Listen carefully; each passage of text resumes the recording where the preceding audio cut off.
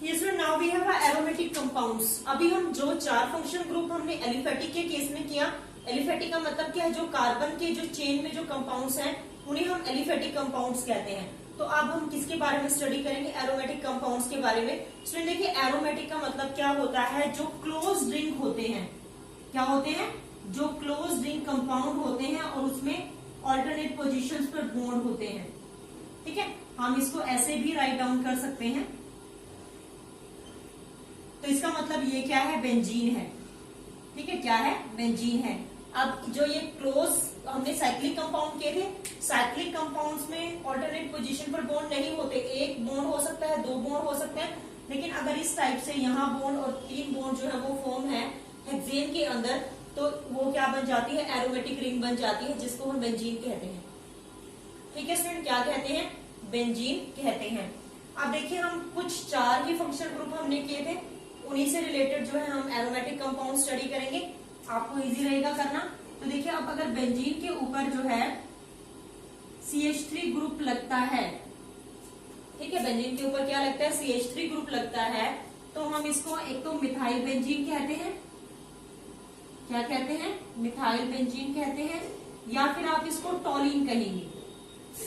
Methyl benzene कहेंगे या आप इसको क्या कहेंगे, टॉलिन कहेंगे। समझ में आ गया? Is that clear? उसके बाद देखिए स्टूडेंट, अगर बेंजीन के ऊपर CH2 ग्रुप है, क्या है, CH2 ग्रुप है, तो इसको हम बेंजाइल कहते हैं। क्या कहते हैं, बेंजाइल कहते हैं। क्या कहेंगे हम इसको, बेंजाइल। समझ में आ गया? अगर बेंजीन के ऊपर क्या है, CH2 ग्रुप है, तो उसको हम क्या कहते हैं, बेंजाइल कहते हैं। ठीक है, अगर बेंजीन के ऊपर जो है CH ग्रुप है, तो इसको हम बेंजल कहते हैं। क्या कहते हैं इसको, बेंजल कहते हैं।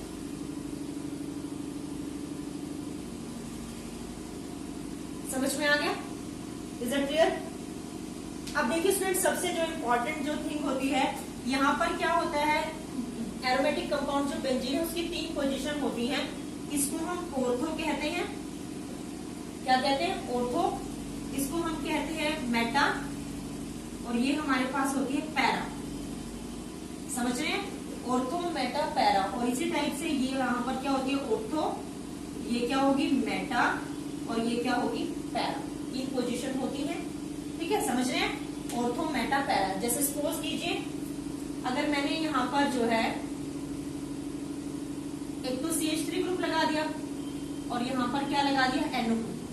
अब NO2 कौन सी पोजीशन पर लगाया, ऑर्थो पर, तो मैं इसको क्या लिख सकती हूँ, ऑर्थो नाइट्रो टोलिन।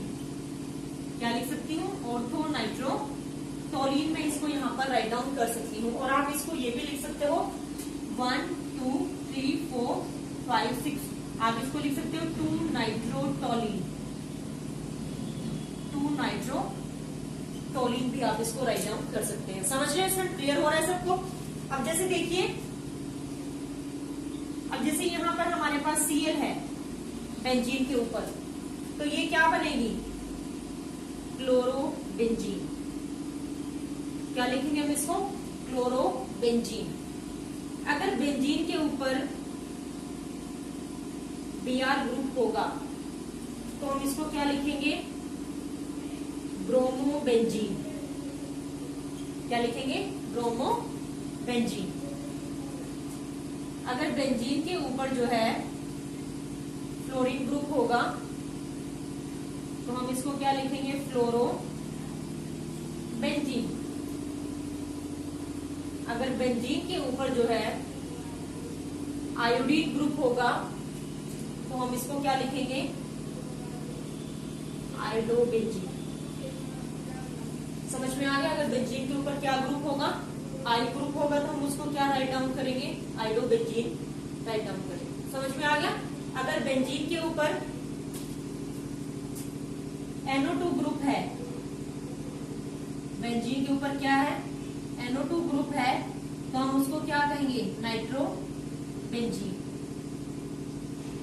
ठीक है, एक और हमने किया था OCH3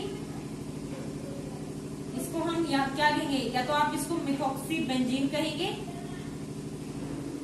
क्या कहेंगे, मिथॉक्सी बेंजीन, या फिर आप इसको एनिसोल क्या कहेंगे, एनिसोल। दोबारा देख लीजिए स्टूडेंट, अगर एक क्लोज हेक्सेन के अंदर अगर 3 बॉन्ड है या सर्कल बना हुआ है तो उसका मतलब वो बेंजीन है, और ये बेंजीन की ऑर्थो मेटा पैरा पोजीशंस होती हैं। तो देखिए सबसे पहले अगर बेंजीन के ऊपर CH3 है तो इसको हम मिथाइल बेंजीन कहते हैं। सेकंड, अगर बेंजीन के ऊपर CH2 ग्रुप है तो इसको हम बेंजाइल कहते हैं। अगर बेंजीन के ऊपर CH ग्रुप है तो इसको हम बेंजल कहते हैं।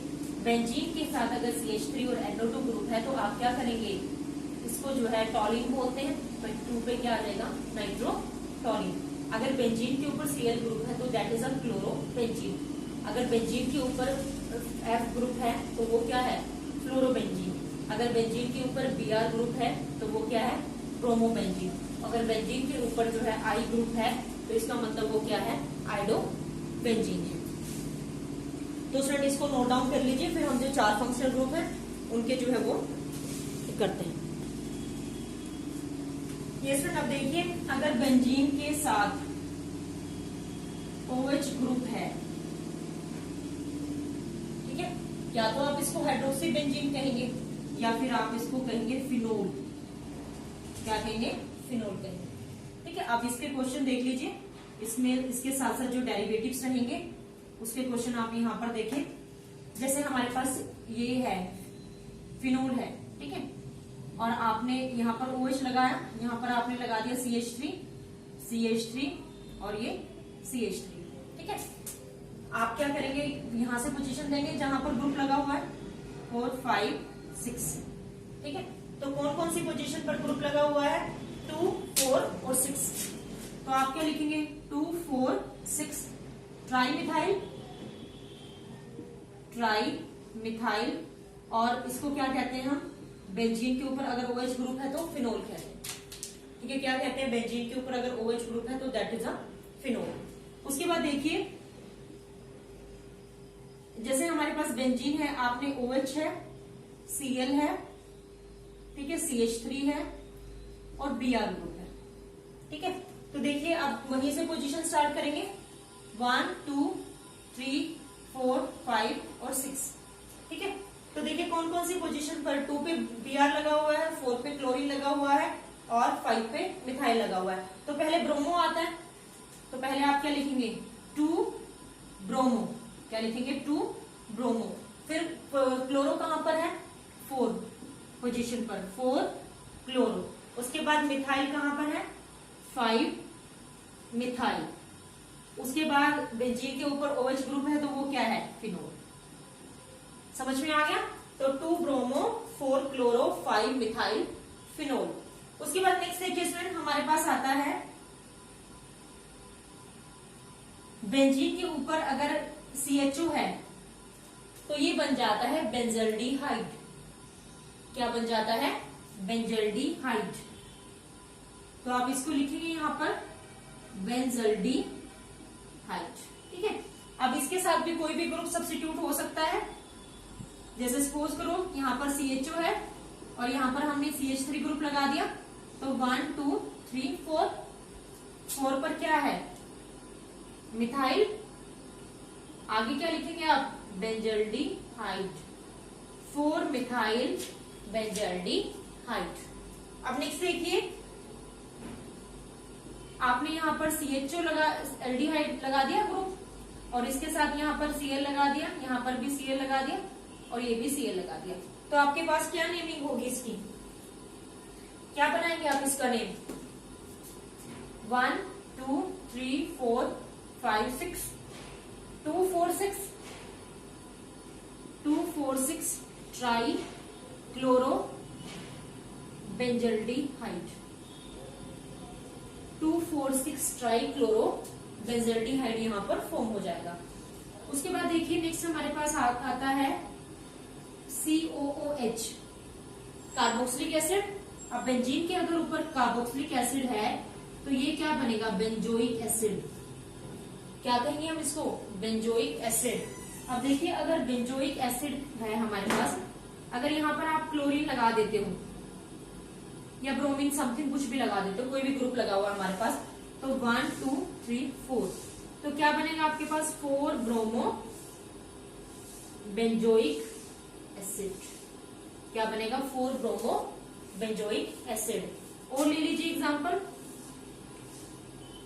जैसे हमने यहाँ पर CH, यहाँ पर CH3 लगा दिया आपने, यहाँ पर भी CH3 लगा दिया और यहाँ पर क्लोरीन लगा दिया, तो देखिए 1 2 3 4 5 6, तो यानी कि हमारे पास 4 पे क्लोरो है, तो आप लिखेंगे 4 क्लोरो, और मिथाइल ग्रुप कहां पर है 2 6 di methyl benzoic acid. Is that clear friend? समझ में आया सबको? तो इसको नोट डाउन कर लीजिए। एक फंक्शनल ग्रुप और रहता है, वो और हम स्टडी कर लेते हैं। यस, नेक्स्ट फंक्शनल ग्रुप हमारे पास आता है कीटोन। देखिए स्टूडेंट, मैंने आपको एलिफेटिक में भी बताया था कि कीटोन कभी भी कॉर्नर पर नहीं होगा, तो यानी कि यहाँ पर इसके साथ कोई ना कोई कार्बन होगा, तो इसको हम क्या कहेंगे, इसका नेम है एसिटोफिनोन। एसिटोफिनोन क्या हो जाएगा इसका नेम? एसिटोफिनोन। ये आपको कभी भी अकेला नहीं मिलेगा, इसके साथ कुछ ना कुछ जो है वो रहेगा। ठीक है, समझ में आ गया? क्लियर हो गया? तो इसको क्या कहेंगे हम? एसिटोफिनोन। Is it clear? तो ये आज हमारे पास ग्रुप थे जो हमने स्टडी किए।